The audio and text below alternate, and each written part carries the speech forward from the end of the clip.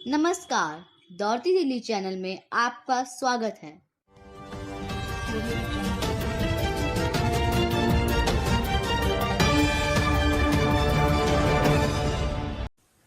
हलधर के हलके आगे लो नतमस्तक सुल्तान, कि हलधर के हलके आगे लो नतमस्तक सुल्तान, उन्नति के सूरज का जिद से हुआ गहन अवसान, कि उन्नति के सूरज का जिद से हुआ गहन अवसान, चुन ली अपनी बर्बादी हित को दी ठोकर मार, कि चुन ली अपनी बर्बादी, चुन ली अपनी बर्बादी हित को दी ठोकर मार, भले सियासत जीत गई पर हार गया किसान, कि भले सियासत जीत गई पर हार गया किसान, भले सियासत जीत गई पर हार गया किसान।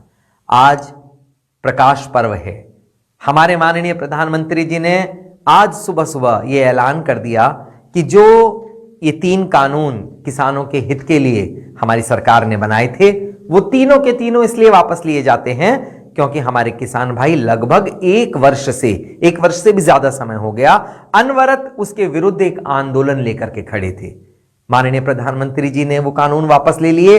तमाम विपक्षी दलों के ऐसे ऐसे बयान इस बीच सुनने को मिले कि हार गए, देखो नतमस्तक हो गए, झुक गए, ये हो गया, वो हो गया, किसानों का आंदोलन जीत गया। वास्तव में किसानों का आंदोलन जीत गया। ये स्थिति, ये परिस्थिति बिल्कुल ऐसी आप मान करके चलें कि किसी पिता के सामने उसकी पुत्री आकर के ये कहे कि मुझे फलां व्यक्ति से शादी करनी है और बाप उसको समझाए कि बेटा शादी मत करना, ये लव जिहाद का मामला है, लेकिन बेटी नहीं मानती। अंततः पिता को मजबूर होकर के उसका निर्णय मानना पड़ता है और उसका विवाह उसी व्यक्ति के साथ कराना पड़ता है। असलियत तब खुलती है जब उसकी बेटी की लाश उसकी अटैची में सजी हुई कहीं ना कहीं बस अड्डे पर या किसी चलती हुई बस के अंदर मिलती है। नहीं समझती बेटियां और स्थितियां क्या से क्या हो जाती हैं। इसी तरीके से किसानों ने ये नहीं समझा कि उनके हित की लड़ाई कौन लड़ रहा था।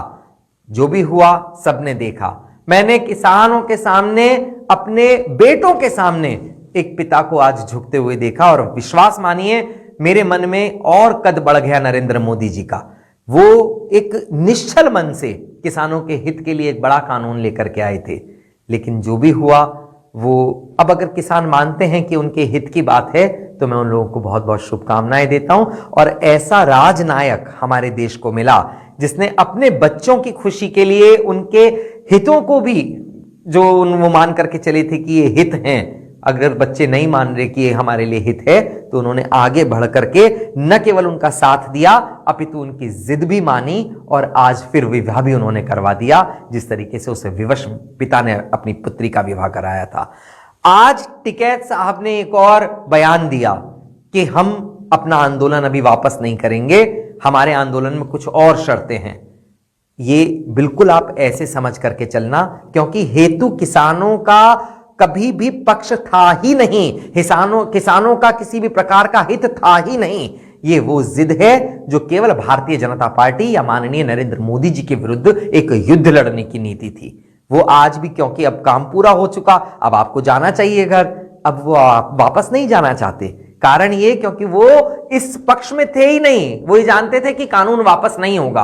वो ये चाहते थे कि कानून वापस ना हो, हम केवल विरोध की राजनीति लड़ते रहे, उनके विरुद्ध खड़े होकर के लड़ते रहे। अब जब मुद्दे नहीं बचे तो माननीय टिकैत साहब ये कहते कि हम अभी और मुद्दों पर लड़ाई लड़ेंगे। साहब, कुछ बच्चे ऐसे होते हैं जिनको अगर हम टॉफियां भी दें, उनको चॉकलेट्स दें, वो तब भी नहीं मानते। उनका इलाज केवल उनकी पिटाई होती है।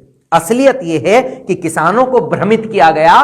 कुछ लोग आकर के सड़क पर बैठ गए, आंदोलन लड़ने लगे, राजनीति के बड़े लोग बन गए और वो किसान अपना युद्ध बिना लड़े हार गया। वो जो उनके हित के, अपने हित के जो कानून थे वो आज रद्द हो गए। असलियत यह है कि किसान भ्रमित होकर के हार गया और ये जो भ्रमित करने वाले लोग हैं ये आज भी अपनी जिद पर अड़े हुए हैं।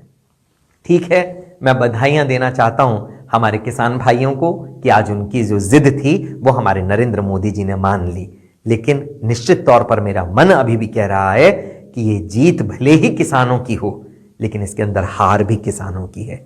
हमारे माननीय प्रधानमंत्री जी हार करके भी जीत गए और किसान जीत करके भी हार गए। ऐसी हार मुबारक हो। वंदे मातरम।